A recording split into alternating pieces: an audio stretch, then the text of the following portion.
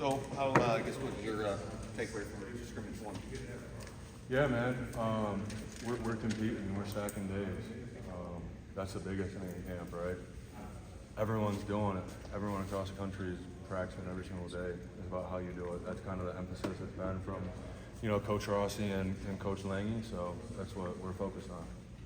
This week, a lot of the coaches, both the coaches, will talk about this being a separation week and wanting to see it. What allows players to make that separation between maybe the first and second scrimmage? I mean, every day is a separation day, really, when you look at it.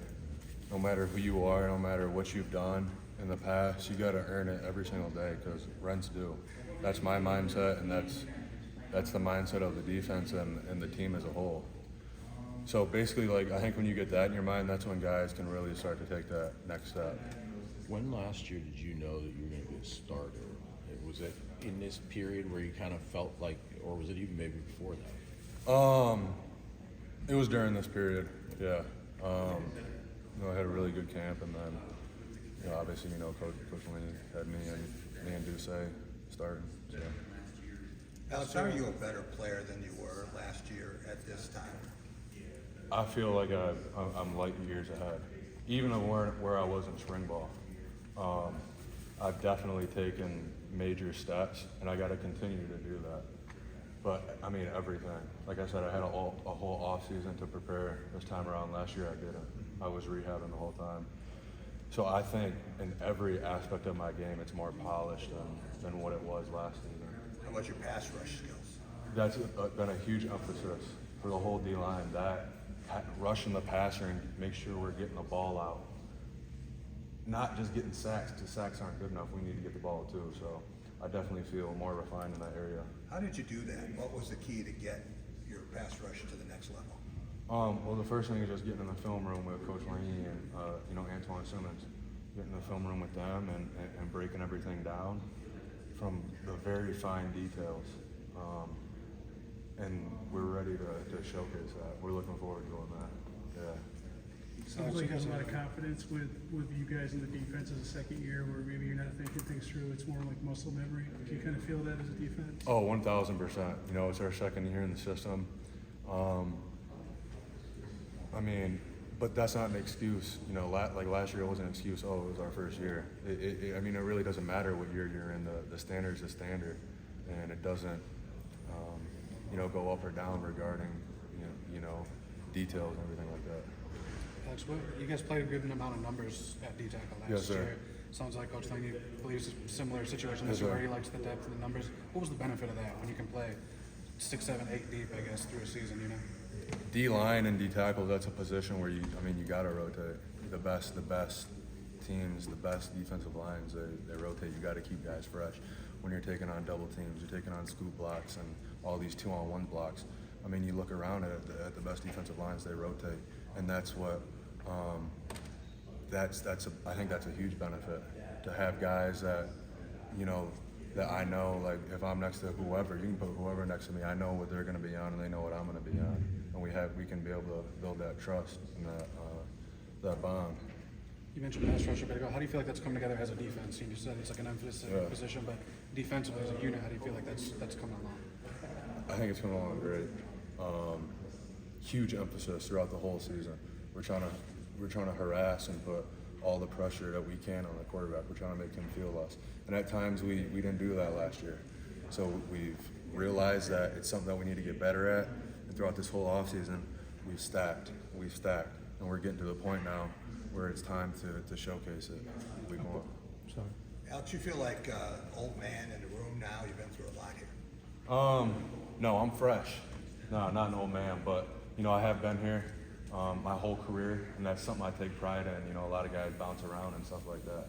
I've seen the old staff and the new staff, and so I definitely feel the need to educate the newer guys on the history of Michigan State and what certain things mean. So definitely in that aspect, yeah. This time of year is a little different for you, considering what you went through. You hear the talk of separation and a few weeks out before the season actually starts. How do you manage emotions and the motivation at this time right now? Yeah, man, someone once told me, we're not excited, we're prepared. Excited's for the fans. You know, it's for the fanatics. There's people that need to go out and play the game. So that's what we're doing. We're prepared. We're not excited for it. We're juiced up for it. Believe me there. But we're more so prepared. And there's time before week 1. So every single day, like I said, there's rent due. And we have to be able to stack to when we get to game 1, then we can just cut it loose. Why did that kind of resonate with you? That seemed to really stand out to you, hearing that idea about being prepared. Why did that strike a chord with you? Just because, I mean, you got to have a sense of control when you're out there. You can't just be all over the place, you know? There's a job to get done, and it's a zero-sum world. It's either a 1 or a 0 in everything you do. You either win or you lose. Okay, I'm ready to go play, man. Thank you. You mentioned another staff before this one got here. Yeah. What's different about playing for Laney? Coach Laney, man, he's great. His energy and how clear his coaching and the job that he wants you to get done. You know, I've been through a lot of defensive line coaches, but the buy-in from the guys to him is phenomenal. Why?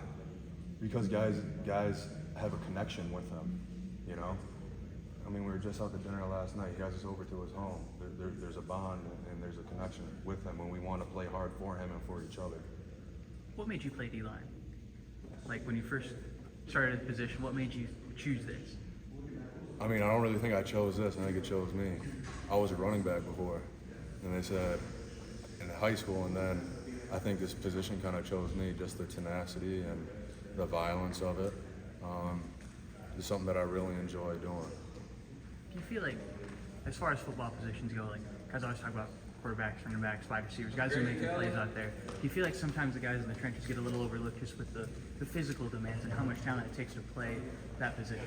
I mean, I think you could say that.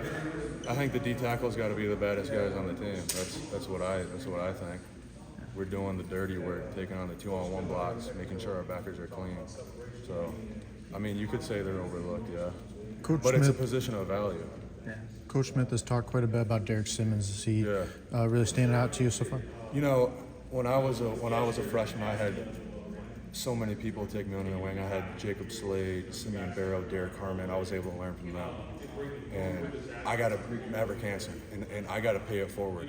You know, I feel like it's my duty to pay it forward now, to take him under my wing and teach him the stuff that I didn't know as a freshman. So that's definitely been one of my points of emphasis, trying to get him, as long as Mike Sean Beeler, give them all the information I can to make them the best players possible. Even if he's from Frankenmuth? Yeah, man, Frankenmuth Garber. Yeah, we played each other. That's a great rivalry, right? Yeah.